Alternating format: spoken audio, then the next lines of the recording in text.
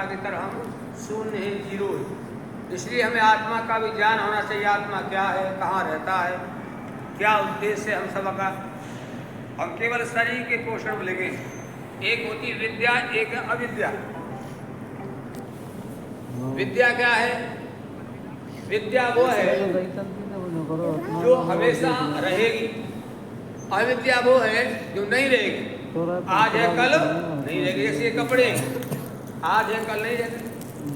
हमारा शरीर आज है कल नहीं रहेगा। अविद्यमान वस्तु तो अविद्यमान की जो अविद्वान वस्तु है जो नहीं रहेगी, हमारे साथ भी नहीं रहेगी, हम उसी के पोषण में लगे हैं।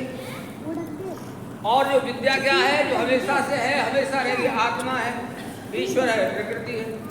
ये जो जितने संसाधन हैं वो आत्मा के कल्याण के लिए है। आत्मा कल्याण कब होगा? जब हम जो है, जैसे हमारा मन है, मन भौतिक वस्तु तो बना है, तो मन बार बार गिराता है हमें। तो मन किससे बना है? प्रकृति के पदार्थ। तो बार बार उधर ले जाता है, बार बार उधर ले जाता है, बार बार हम गिर जाते हैं, फिसल जाते हैं वासनाओं में। तो आत्मा का उद्देश्य क्या है? आत्मा निर्लेप है।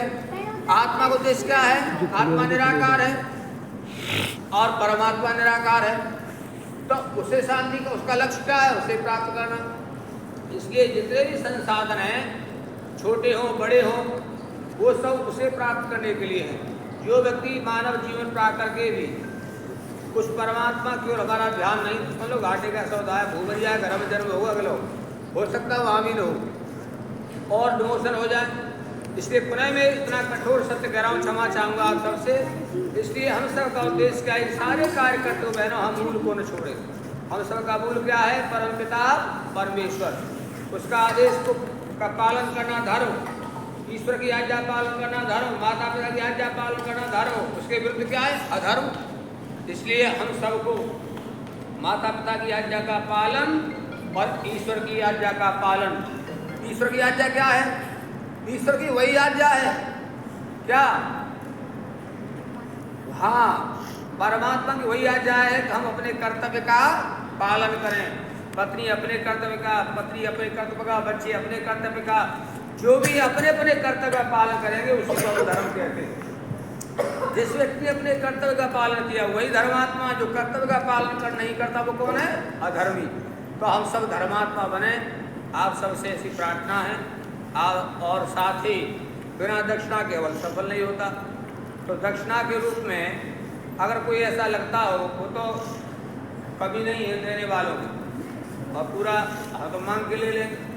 लेकिन हमारे अंदर जो ऐसा लगता है, हमारी बुराई, हमारे अंदर शराब पीने की बुराई आ गई है, मुझे नहीं लगता है परिवार में नहीं, फिर भी कभी कभी चुपके चुपके हो जाता है।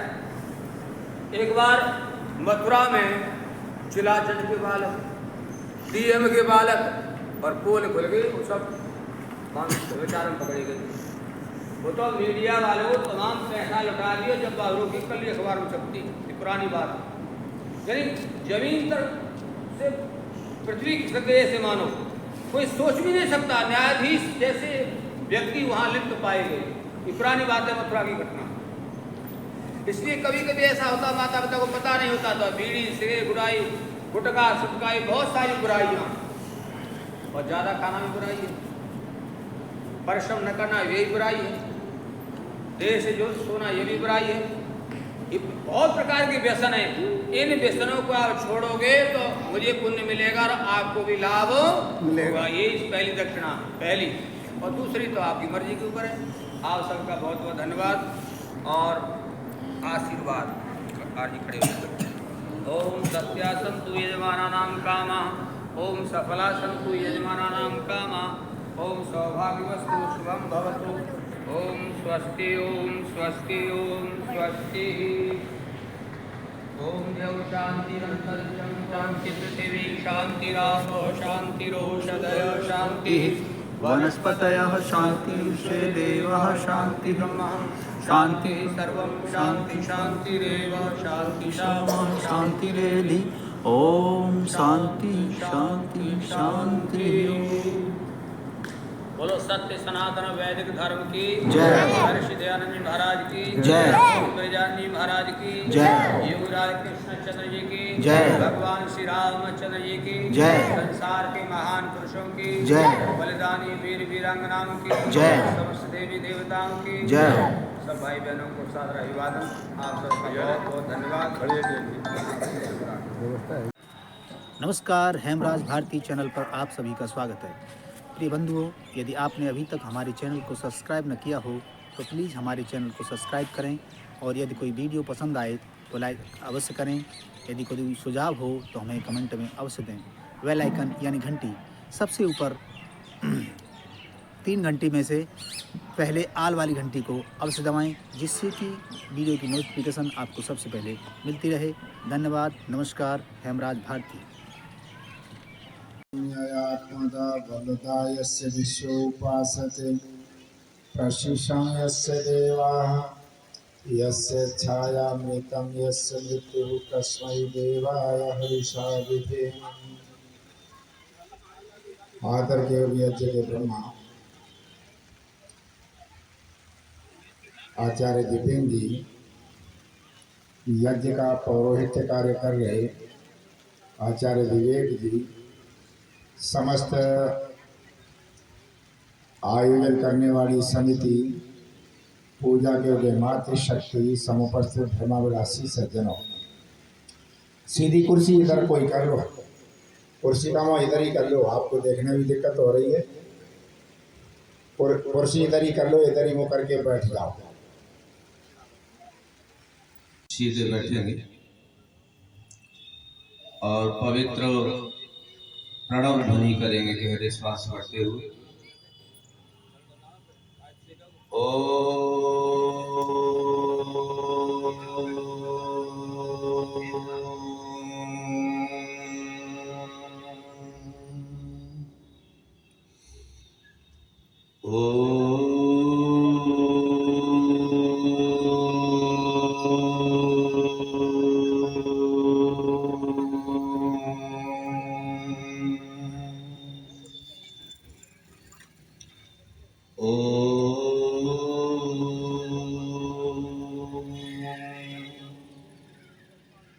सच्चिदानंदेश्वराय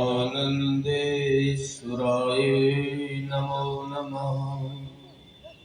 ओम शांति शांति शांति।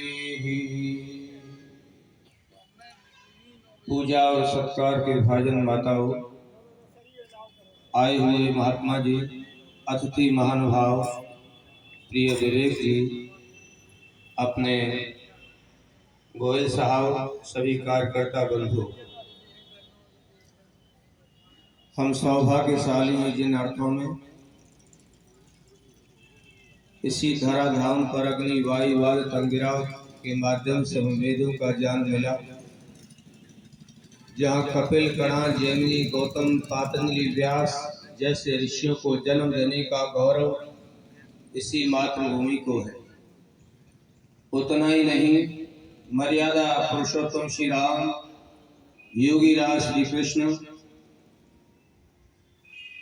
आदि महापुरुषों को जन्म देने का गौरव केवल महापुरुषों को ही नहीं, जो जननी माँ है, गार्गी, सलवा, मैत्री, अनेक प्रकार की ऋषिकाएं इस देश में पैदा हुई, जिन्होंने अनेक प्रकार के शास्त्रार्थ करके वेदों की रक्षा की द्वारा किया जा रहा है।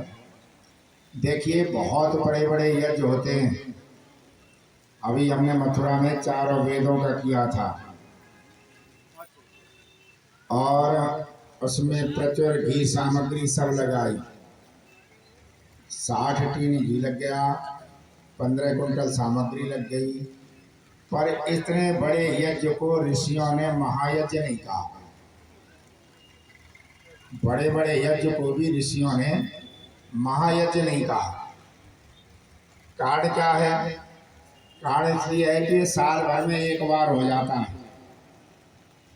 ऋषि महायज्ञ उसे कहते हैं जो प्रतिदिन करने का हो। जन्म जन्मांतरों के शुभ कर्मों के बाद में ये मनुष्य शरीर मिलता है, और मनुष्य शरीर में यदि शुभ कर्म ना किए तो ये फिर दोबारा नहीं मिलेगा।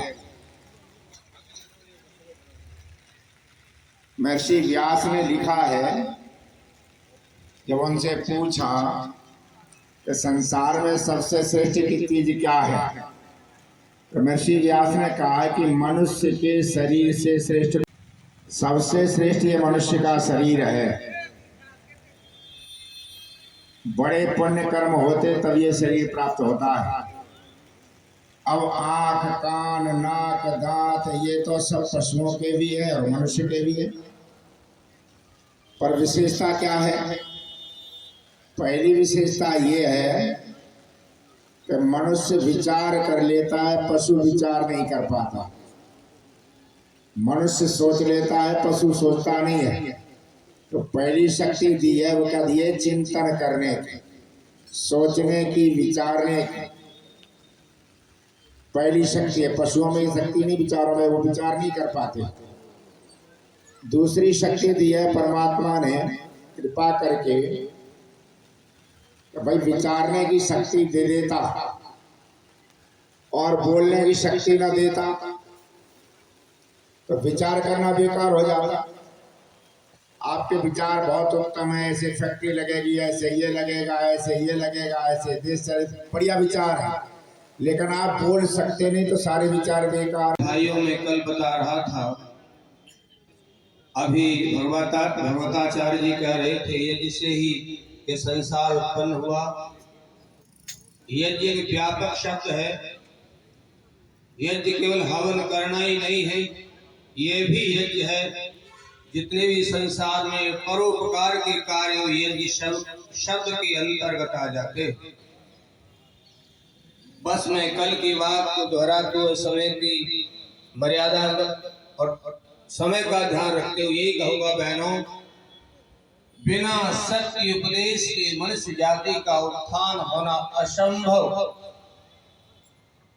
जब से हमने अपनी वैदिक मर्यादाओं को छोड़ दिया, कहां सिर मारते फिरते हैं, हमने सच्चे देवताओं की पूजा छोड़ दी। सच्चे देवता माता पिता सास ससुर आदि इन्हें छोड़कर कहां धक्के खाते फिरते हैं। ये भी ध्यान रखो कि देवता का पूजन सत्कार करना अलग विषय है और ईश्वर की उपासना अलग। देवताओं का पूजन ही हमने ईश्वर पूजा के स्थान पर मान लिया, यह हिंदू समाज ने बहुत बड़ी भूल की है। देवताओं की जड़ चेतन दोनों की हम पूजा करें, लेकिन परमपिता परमेश्वर की सत्य उपासना भी जरूर करें। इसी से हम सब का भला होगा, क्योंकि हम सब का मूल तो परमपिता परमेश्वर है। तो मैं कल कह रहा था कैसे वाणी से यज्ञ करें, नेत्रों से कैसे यज्ञ करें। आज इतना समय नहीं है, बस मैं भगवान से ही प्रार्थना करता हूँ, आप सत्य न्याय आचरण युक्त जो परमात्मा की व्यवस्था है उसी के अनुसार आचरण करेंगे तो आपका जीवन सफल होगा। आप सबका बहुत बहुत धन्यवाद। ओम सम। नमस्कार, हेमराज भारती चैनल पर आप सभी का स्वागत है। प्रिय बंधुओं, यदि आपने अभी तक हमारे चैनल को सब्सक्राइब न किया हो तो प्लीज़ हमारे चैनल को सब्सक्राइब करें और यदि कोई वीडियो पसंद आए तो लाइक अवश्य करें। यदि कोई सुझाव हो तो हमें कमेंट में अवश्य दें। बेल आइकन यानी घंटी सबसे ऊपर 3 घंटी में से पहले आल वाली घंटी को अवश्य दबाएं, जिससे कि वीडियो की नोटिफिकेशन आपको सबसे पहले मिलती रहे। धन्यवाद। नमस्कार। हेमराज भारती।